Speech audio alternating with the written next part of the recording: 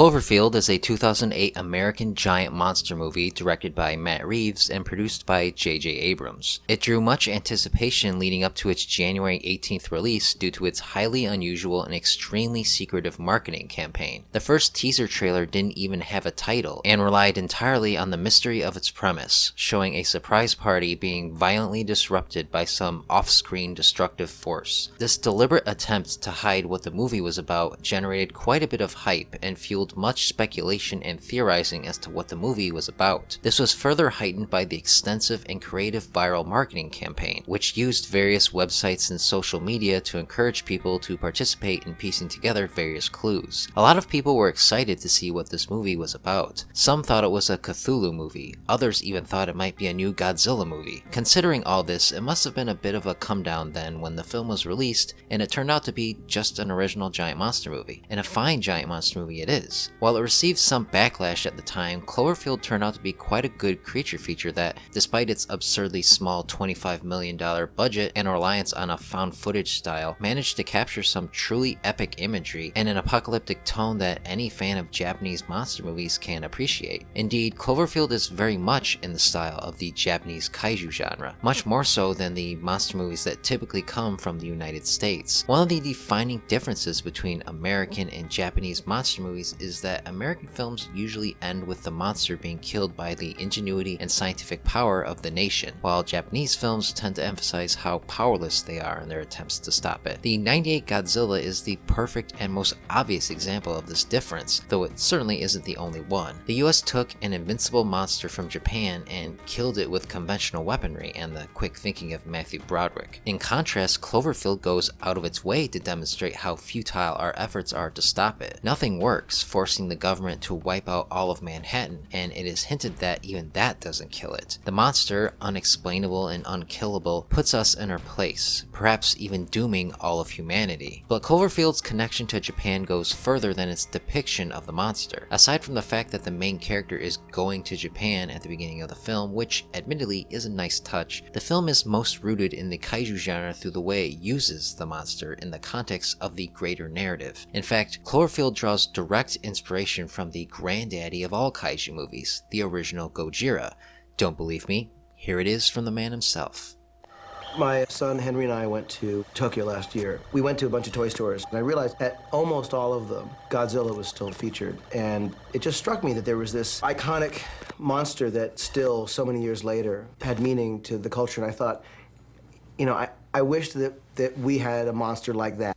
Yep, you heard it right. Cloverfield is meant to be the American equivalent to Godzilla. But what did he mean by this? I mean, Clover doesn't exactly bear much of a resemblance to Godzilla, nor does the actual movie. Other than the fact that both films are about giant monsters, they're both very different. So what's the connection and why does it matter? Well, what Abrams meant by wanting to create the American Godzilla is that he didn't mean the monster, he meant the movie. If you look at and compare both Gojira and Cloverfield, the most blatant similarity between the two is that both intentionally use their monster as a metaphor for a specific tragedy that has befallen a nation, its people, and its culture. Gojira is a metaphor for the dangers of nuclear radiation and a catharsis for Japan after experiencing the bombing of Hiroshima and Nagasaki. So what is Cloverfield about then? It may seem less obvious now that much time has passed and other movies have since indulged in greater levels of cinematic destruction, but to pretty much anyone who is alive to witness it, Cloverfield is clearly about the 9/11 World Trade Center attacks, an event that changed the United States and the world at large. Now, I'm certainly not the first person to ever point this out, but I'm surprised that this key aspect of the movie hasn't been talked about all that much, as it is the core of what makes Cloverfield an effective kaiju movie. Everything about the film, the story, the style, the presentation, is absolutely steeped in the fear and confusion of that tragic day. The scenario appropriately takes place in New York, and it's all about how a seemingly normal and happy day is torn apart by an unexpected attack, and the scenes where the monster attacks are captured in such a way that are eerily reminiscent of 9/11. The very first appearance of the monster in particular is almost beat for beat styled after the leveling of the Twin Towers. There is mass chaos on the streets as a skyscraper collapses, sending out a massive cloud of smoke and dust that chases the main characters into hiding, and when they step back out, out into the streets after the monster is passed, paper and debris fall from the sky as survivors emerge covered in ash. This sequence is ripped straight from some of the most defining and haunting images of 9/11. Cloverfield has numerous sequences like this, and they are made all the more effective by the found footage style. Unlike a lot of found footage films, Cloverfield actually has a reason for utilizing this style. Aside from the fact that it makes the film more unique, as most kaiju movies don't take place from the perspective of civilians on the ground, it also further enhances and contributes to the film's exploration of post-9/11 anxieties. Much like how Gojira's style feels almost like a World War II documentary, Cloverfield's use of the found footage style plays on the frame of reference so many of us associate with 9/11. While most of us were lucky enough not to be directly impacted by the Twin Tower attacks, we did get to experience it through the media. It was one of the most widely recorded acts of mass terror ever caught on film. Portable cameras and cell phones were becoming more widespread at the time, and as a result there's hours of footage from multiple points of view, from news footage to civilians on the ground, all capturing the absolute shock and horror of that day in real time. Cloverfield's use of found footage is meant to make the audience feel that. Sure, it stretches the limits of credibility, but the style makes it feel less like a movie and more like an event spontaneously captured on film. Given this, there is absolutely no score in the film whatsoever, with the exception being at the very end during the closing credits, which is accompanied by a track titled Roar by Michael Giacchino, an epic 12-minute overture that clearly takes inspiration from master composer and voice of Godzilla himself, Akira Ifukube. The spontaneous style of the film is further aided by its insistence not to show the monster in its entirety until the very end. For most of the film, we only see glimpses of it, and we are unsure of what to make of it. There is no explanation of what it is